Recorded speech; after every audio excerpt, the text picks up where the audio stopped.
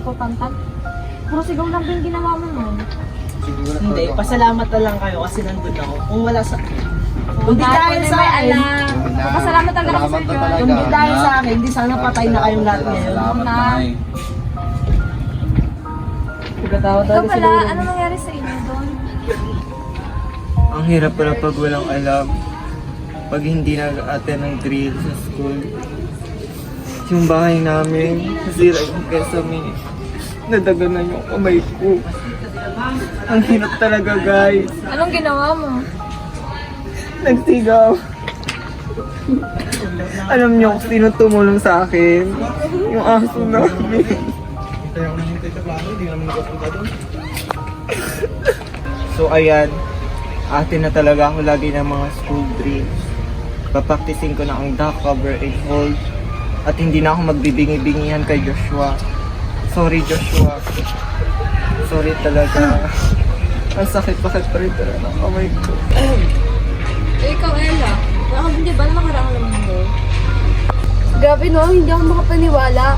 Pati pala sa Palawan, kayang lindolin. Mas mabuti pala talagang na may alam ka. Sana pala nakinig na lang ako kay Joshua noon, habang nakikinig siya kay Sir. Sana pala makiki-participate din ako sa NDRR. Kailangan talaga sa panahon ngayon, kailangan natin maghanda at matuto kung paano tayo makaka-survive sa lindol. Kailangan natin aralin ang duck cover and hold, ang pagpa-first aid ng mga nadaganan o nabiktima ng lindol, at sa paglayo sa area. Ikaw, Ian. Ano nangyari sa inyong lumindol? Sa bahay. Tapos biglang lumindol. Tapos hindi namin alam ng gagawin ng pamilya.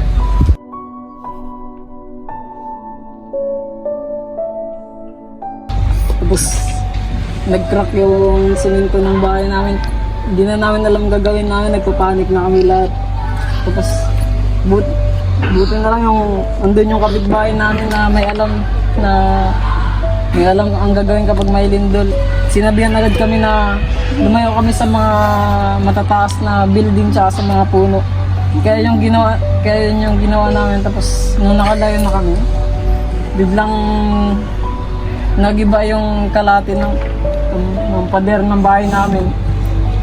Yun, buti na lang. Ayos lang yun.